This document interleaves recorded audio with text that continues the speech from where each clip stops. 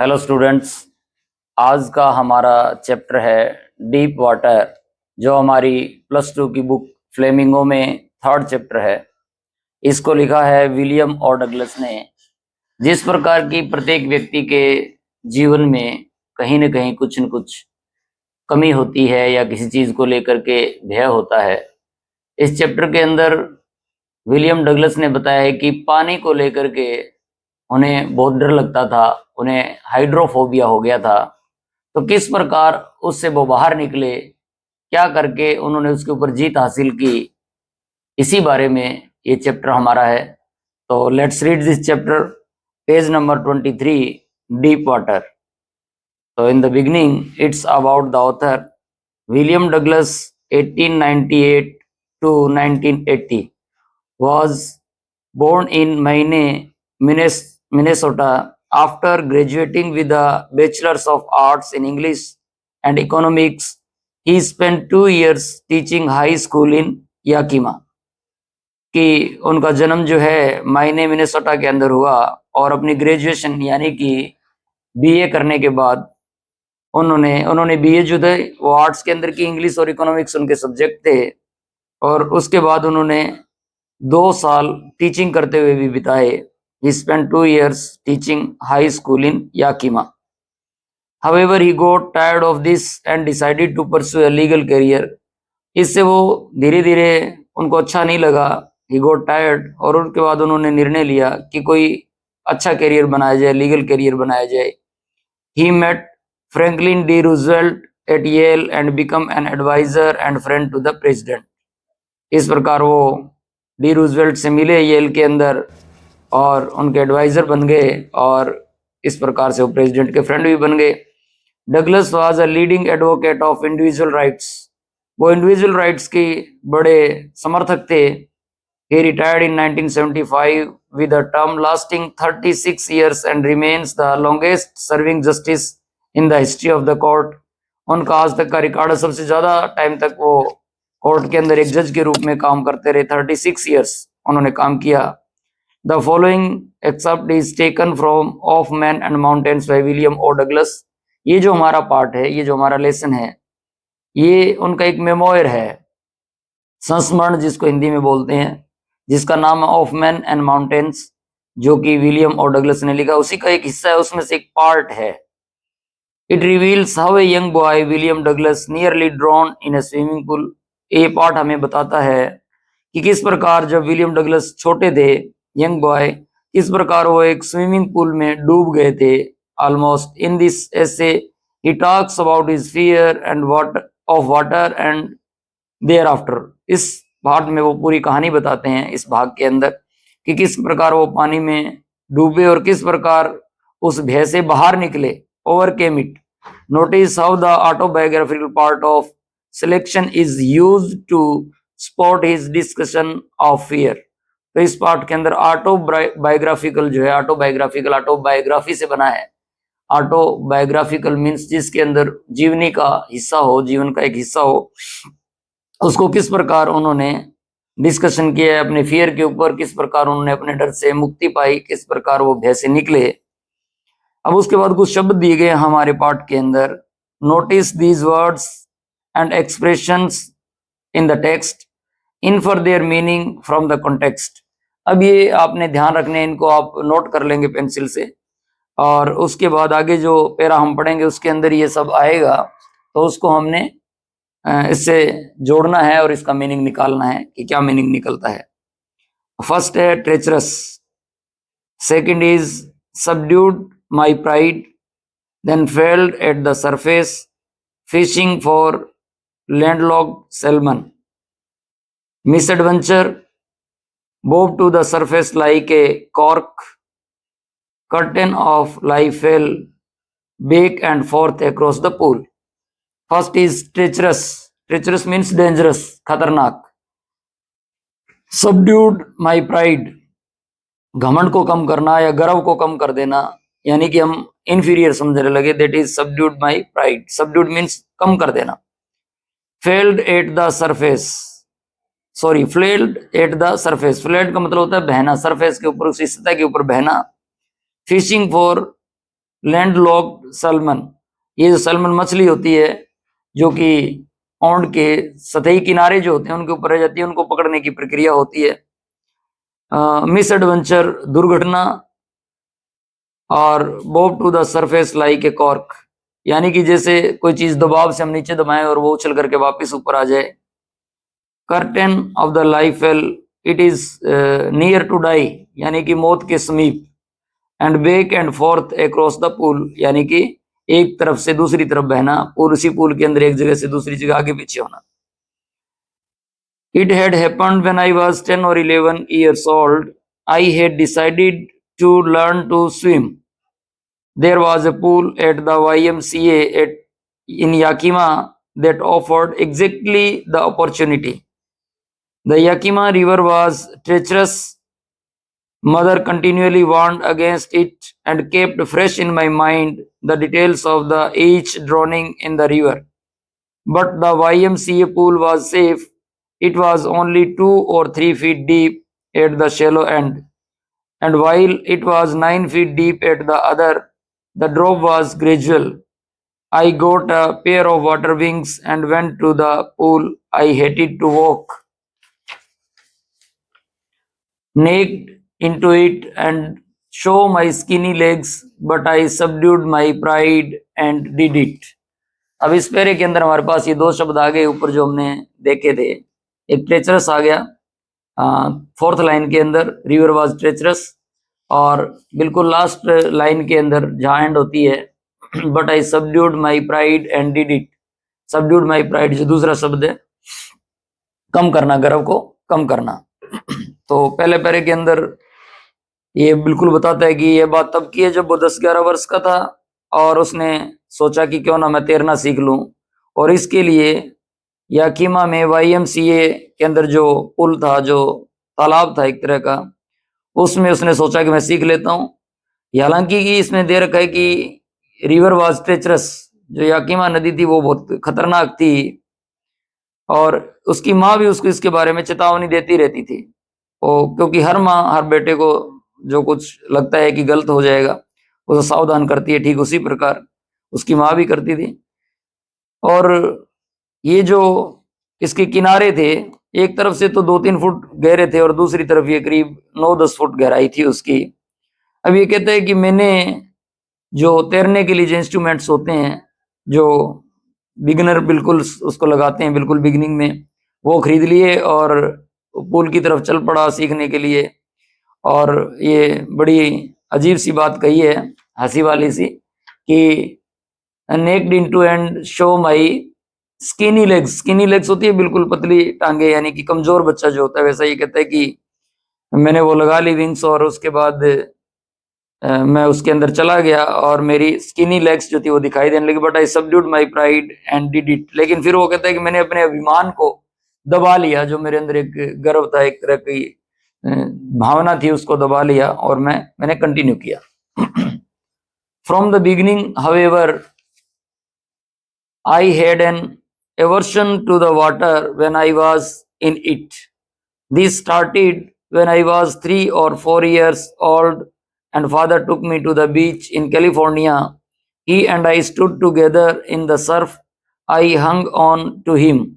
Yet the waves knocked me down and swept over me. I was buried in water. My breath was gone. I was frightened.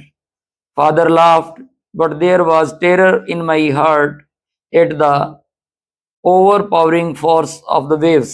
अब ये इस घटना का जिक्र करता है कि शुरू से ही वो पानी से उसको कितना डर लगता था, और क्यों लगता था, क्योंकि वो बताता है कि जब वो 3-4 साल का था तो एक बार अपने फादर के साथ, उसके फादर जो उसको ले गए थे कैलिफोर्निया के समुद्र तट के ऊपर, और वहां पर वो लहरों के बीच में खड़े थे, और राइटर कहता है कि विलियम और डगलस कहता है कि मैं उनको पकड़ के खड़ा था, और पकड़ के खड़े होने के बावजूद भी लहरें इतनी तेज आई कि वो उसके ऊपर से गुजर गई और वो गिर पड़े।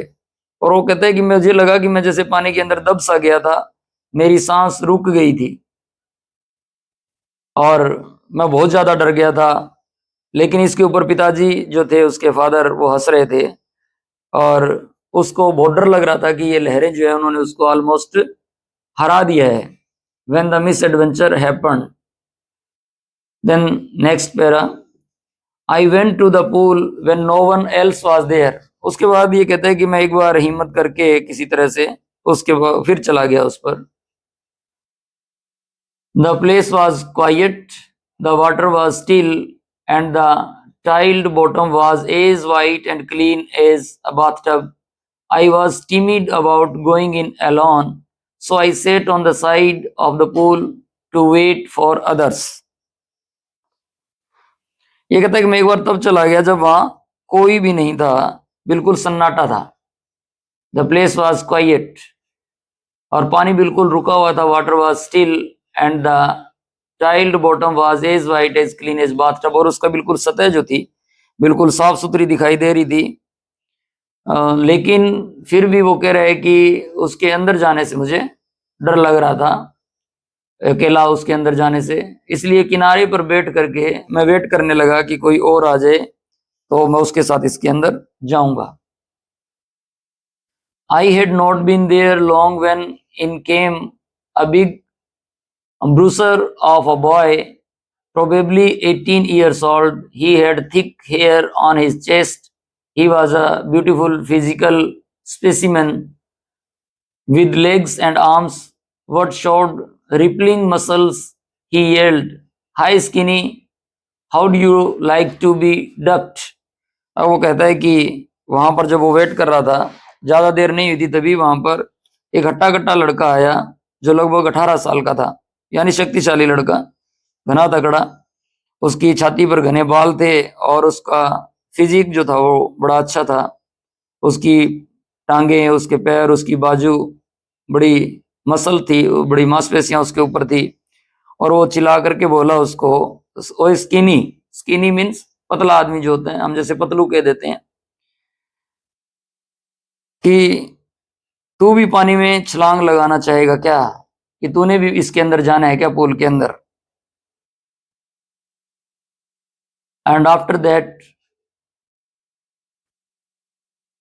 Is high skinny, how do you like to be ducked. With that, he picked me up and tossed me into the deep end.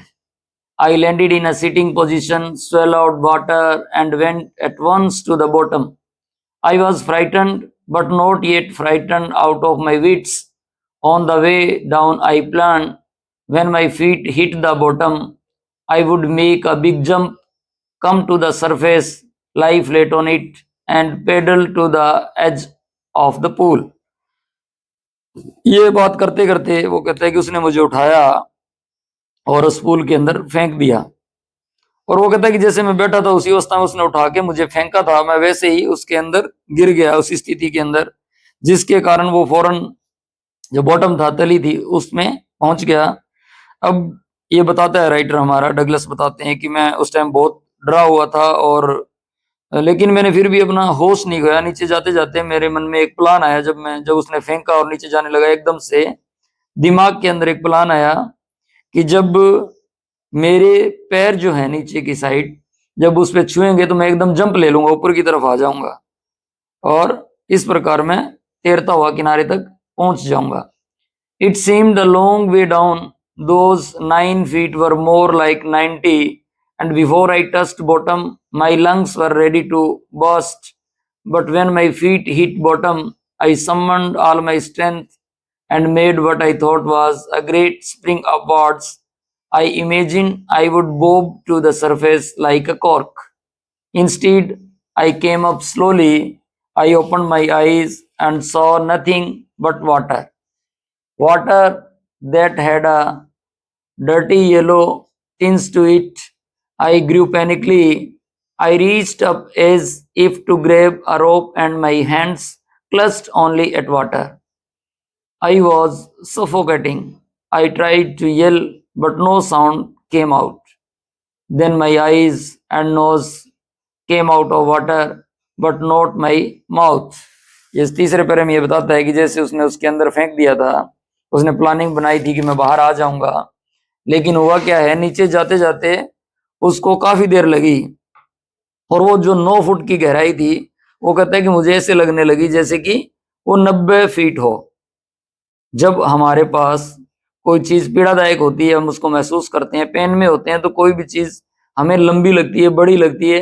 जैसे कुछ सेकंड का दुख भी हमें ऐसे लगता है कि बहुत लंबा समय है काटने के लिए, जबकि खुशी के पल जो है बहुत जल्दी बीत जाते हैं। ठीक है, ऐसा इसके पास भी हो, इसके साथ भी हुआ। वो कहते हैं कि वे जो 9 फुट थे वो ऐसे लगे जैसे वो 90 फुट हो। इससे पहले कि वो कहता है कि मैं उसको तली को छूता, जो मैंने प्लान बनाया था, मेरे पानी मुंह के अंदर जाने से फेफड़े फटने को हो रहे थे। और जैसे ही मेरा पैर तली को छुआ, मैंने पूरी शक्ति लगा करके, ये वर्ड यूज हुआ है इसके अंदर कि आई समन्ड ऑल माई स्ट्रेंथ, कि मैंने अपनी पूरी ताकत लगा करके, पूरी अपनी शक्ति लगा करके और कोशिश की कि मैं पूरी ताकत बटोरी और ऊपर की तरफ छलांग लगा, यानी नीचे पैर टच करके ऊपर की तरफ कूदा। ये कहता है कि मैंने कल्पना तो ये की थी कि मैं एकदम कॉर्क की तरह उछल करके ऊपर आ जाऊंगा, लेकिन इसके उल्टा हुआ। मैंने इतना करने के बावजूद भी धीरे धीरे ऊपर की तरफ आया, और जब मैंने अपनी आंखें खोली तो क्या देखा कि पानी जो था मेला पीले रंग का पानी था, और उससे मैं और ज्यादा घबरा गया। एक पीली लाइट जैसी उसको दिखाई देने लगी। वो कहते हैं मैंने ऊपर की तरफ हाथ किए, जैसे कि एक रस्सी को पकड़ने के लिए करते हैं, और हाथों में कुछ भी नहीं, सिर्फ पानी आया। मेरा दम घुट रहा था, और वो कहते हैं कि मैंने चीखने की कोशिश की लेकिन आवाज नहीं निकली। और फिर मैंने क्या देखा, फिर मेरी आंख और नाक पानी से बाहर आए, परंतु मुंह अभी भी अंदर था, इसलिए आवाज नहीं निकली थी, क्योंकि मुंह पानी के अंदर था। नेक्स्ट नेजाइज I flailed at the surface of the water, swallowed and choked. I tried to bring my legs up, but they hung as dead weight, paralyzed and rigid. A great force was pulling me under. I screamed, but only the water heard me. I had started on the long journey back to the bottom of the pool. जब वो ऊपर की तरफ आ गया, then क्या होता है,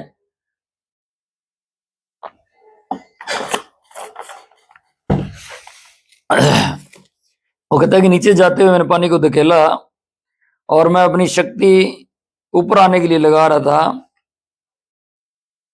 और मेरी सांसें फूल गई थी, फेफड़ों में दर्द हो रहा था, और गला पूरी तरह से रूंध गया था। जब वो पानी की सतह पर हाथ पांव पटक रहा था, पानी उसके गले में चला गया, और उसने कोशिश की कि मैंने अपनी टांगों को ऊपर लाने की कोशिश की, मगर वो ऐसे जैसे निर्जीव बोझ की तरह लटकी रही, जैसे उसके अंदर कोई जान नहीं है। ऐसा लग रहा था टांगों में कोई जान नहीं है, और ऐसा लग रहा जैसे कोई लकवा मार गया हो, और वो बहुत ज्यादा रिजिड हो गई हो, और ऐसा महसूस हुआ जैसे कोई बहुत बड़ी ताकत मुझे नीचे की ओर खींच रही है। वो कहता है कि मैंने चीखा लेकिन मेरी आवाज नहीं निकली, यानी कि जब ये कहता है कि मेरी आवाज सिर्फ पानी ने सुनी, इट मीन्स वो चीखा लेकिन उसकी आवाज बाहर नहीं आई।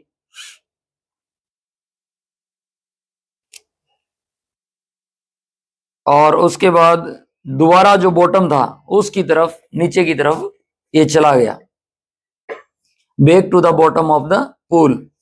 I struck at the water as I went down, expending my strength as one in a nightmare fights an irresistible force. I had lost all my breath. ये कहता है कि मुझे ऐसा लग रहा था जैसे कोई बुरे सपने के अंदर, जैसे कई बार होता है कि आप भाग रहे हैं लेकिन भागा नहीं जा रहा, कोशिश कर रहे हैं, भाग रहे हैं, पैर भी हिल रहे हैं, लेकिन एक ही एक जगह आप है। ये कहते हैं मेरे साथ ही वैसा ही हो रहा था, एक दुस्वप्न की तरह था, मेरी पूरी ताकत जा चुकी थी, और वो फेफड़े भी बुरी तरह जकड़ गए थे, और my head throbbed, I was getting dizzy, dizzy बोलते हैं चक्कर आने को, मुझे चक्कर आने लगे थे। But I remembered the strategy, I would spring from the bottom of the pool and come like a cork to the surface. I would lie flat on the water, strike out with my arms and thrash with my legs. Then I would get to the edge of the pool and be safe. फिर इसने planning की कि किस प्रकार से मैं अपनी कोशिश करूंगा तो मैं ऊपर जा सकता हूँ, पूल में बिल्कुल सेफ जा सकता हूँ। इसने प्लानिंग की कि मैं ताल के तल से ऊपर की तरफ कूदूंगा, उसी तरह जैसे पहले कोर्क की तरह ऊपर आ जाऊंगा और पानी के ऊपर सीधा लेट जाऊंगा, और फिर अपने पैर हिलाऊंगा, और इस प्रकार मैं ऊपर आ जाऊंगा और सुरक्षित हो जाऊंगा, ऐसा इसने सोचा। I went down endlessly. I opened my eyes, nothing but water with a yellow glow, dark water that one could not see through. ये कहता है कि मैं उसके बाद नीचे लगातार चलता गया, नीचे की तरफ जाता गया। मैंने अपनी आंखें खोली और ये कहता है कि वहां कुछ भी नहीं था पानी के अलावा, अंधेरा था सिर्फ, और पानी में कुछ नजर नहीं आ रहा था।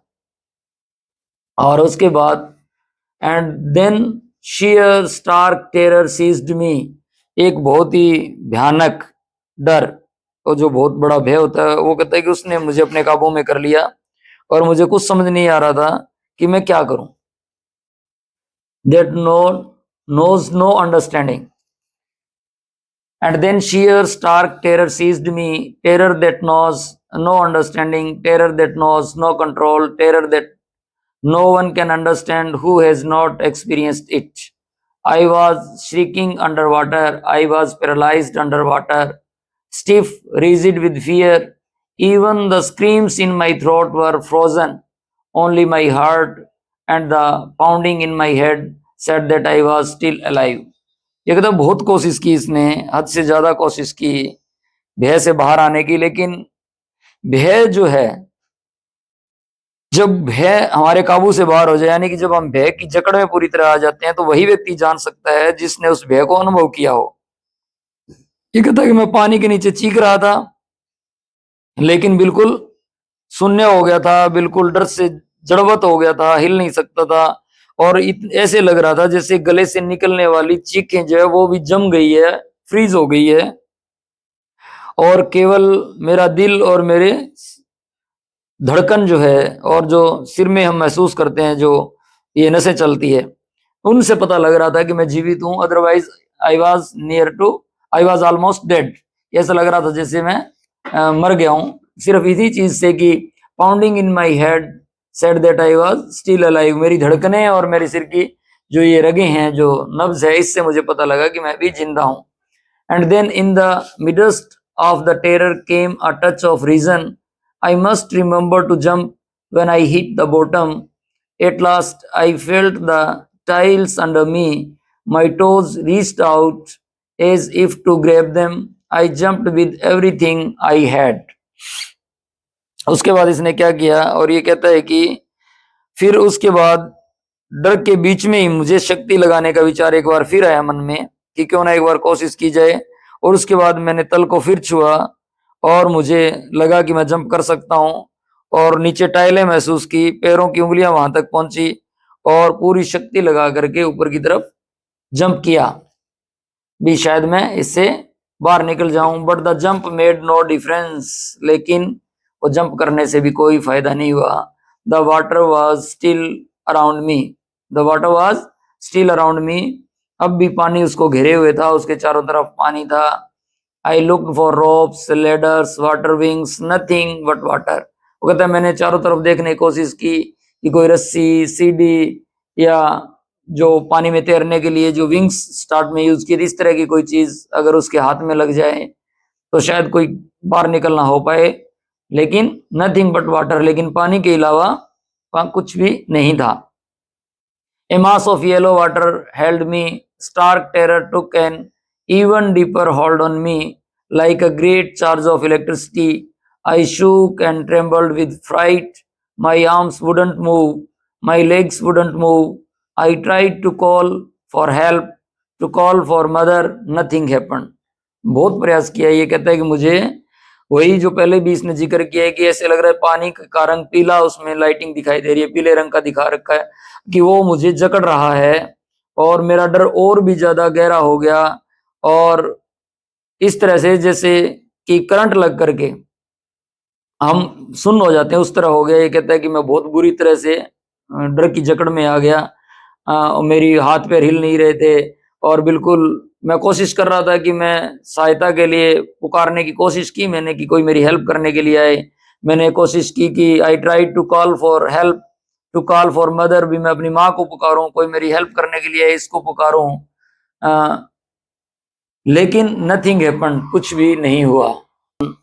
And then strangely there was light. I was coming out of the awful yellow water. At least my eyes were, my nose was almost out too. उस येलो लाइट के सहारे ये कह रहा है कि मैं ऊपर की तरफ आ रहा था, और कम से कम मैं पूरा ना सही तो मेरी आंखें बाहर की तरफ यानी कि पानी से बाहर आने की कोशिश, और शायद मेरी नाक भी बाहर की तरफ यानी मैं सांस ले सकूं और मैं कुछ देख सकूं उस पानी से। जो अजीब सी रोशनी थी वहां पर, स्ट्रेंज, स्ट्रेंज मीन्स अजीब। Then I started down a third time, लेकिन तभी क्या हुआ कि एकदम से फिर तीसरी बार ये कहता है कि मैं नीचे की तरफ जाने लगा। आई सक्ड फॉर एयर, ये कहता है कि थोड़ा सा मैंने कोशिश की कि मैं मुंह में हवा तो कम से कम भर लूं। आई सक्ड, सक का मतलब अंदर की तरफ खींचना, for air and got water, लेकिन क्या हुआ, हवा की जगह पानी मिला, उसके मुंह में पानी चला गया। The yellow light was going out, और ऐसे लगने लगा जो एक उसको ये येलो लाइट दिखाई दे रही थी वो भी अब उसके सामने से जा रही थी। देन ऑल एफर्ट सीज्ड, उसके बाद कहता है कि सारे प्रयास मेरे समाप्त हो गए। सीज्ड, सीज तो सब जानते हैं, सीज फायर सबने सुन रखा है, सीज्ड मतलब रोक देना। आई रिलैक्स्ड, उसके बाद ये कहता है कि मुझे कुछ रिलैक्स महसूस हुआ। Even my legs felt limp and blackness swept over my brain, उसके बाद चेयर उसके दिमाग के ऊपर एक बिल्कुल ब्लैकनेस यानी कि पसर गई, एक काला अंधेरा पसर गया, दिमाग भी सुन्न होने लगा। आई वाइप्ड आउट फियर, अब मेरा डर भी निकल गया। इट वाइप्ड आउट टेरर, जो भय था। There was no more panic, अब कोई दर्द भी महसूस नहीं हो रहा था। I was quiet and peaceful, मैं बड़ा क्वाइट एंड पीसफुल, बड़ा शांत था। Nothing to be afraid of, कोई डर नहीं रहा। दिस इज नाइस, ये ठीक है। To be drowsy, to go to sleep, no need to jump, too tired to jump. It's nice to be carried gently, to float alone in space. Tender arms around me, tender arms like mothers. Now I must go to sleep. देखिए ये स्थिति दिखाई गई है जब व्यक्ति के हाथ में कुछ नहीं रहता, जब वो सरेंडर करने को मजबूर हो जाता है, यानी कि तीसरी स्थिति में उसके पास कोई चारा नहीं बचा, उसकी पूरी एक्टिविटी जो थी खत्म हो गई, उसने अपने आप को सरेंडर कर दिया। तब वो कह रहा है कि अब मैं बिल्कुल रिलैक्स था, क्योंकि जब सरेंडर कर जाता है आदमी बेहोशी में चला जाता है, या जिसको हम कहते हैं कोमा में चला जाता है, तो वो आदमी रिलैक्स हो जाता है, उसके बस में कुछ रहता नहीं, जो होगा वट एवर इट में भी, जो भी होना है। तो वो कहता है कि जैसे नींद में चला गया हो, अब जंप करने की जरूरत नहीं थी क्योंकि जंप कर ही नहीं सकता था। No need to jump, too tired to jump, इतनी हिम्मत ही नहीं थी कि जंप कर सके। तो इसलिए वो it's nice to be carried gently, to float along in space, tender arms around me, tender arms like mother, ऐसा लग रहा जैसे मैं माँ की बाहों में आ गया हूं और मैं बिल्कुल नींद में चला गया हूं। ये एक पार्ट है इस चैप्टर का। यहाँ पर एक पार्ट खत्म हो जाता है, और इसके साथ ही बराबर आप देखेंगे थिंक एज यू रीड, इस पे सोचिए जो आपने पढ़ा है उसके साथ साथ। तो प्रश्न है ये आपके टेक्स्ट के, ये आप घर से करने की कोशिश करेंगे, जैसा भी नकल नहीं करेंगे, अपने आप करने की कोशिश करें और करके लाएं। पहला है what is the miss adventure that William Douglas speak about, वो कौन सा मिस एडवेंचर है, कौन सी दुर्घटना है जिसके बारे में विलियम डगलस जिक्र कर रहे हैं।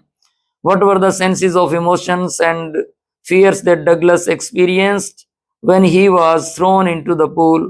What plans did he make to come to the surface? Second question ये कहता है कि what were the series of emotions and fears that Douglas experienced? कि डगलस ने जो भावनाएं, जो डर, जो महसूस किया यानी कि डूबते वक्त, वो क्या थे, और क्या इसने योजना बनाई बाहर आने की, और क्या वो बाहर आ सका। और तीसरा प्रश्न है उसके अंदर how did this experience affect him, और किस प्रकार इस एक्सपीरियंस का उसके ऊपर जो उसने अनुभव किया क्या प्रभाव पड़ा। तो आज के लिए इतना ही, दूसरा हिस्सा इसका कल पढ़ेंगे। तो thank you, all the best, God bless you.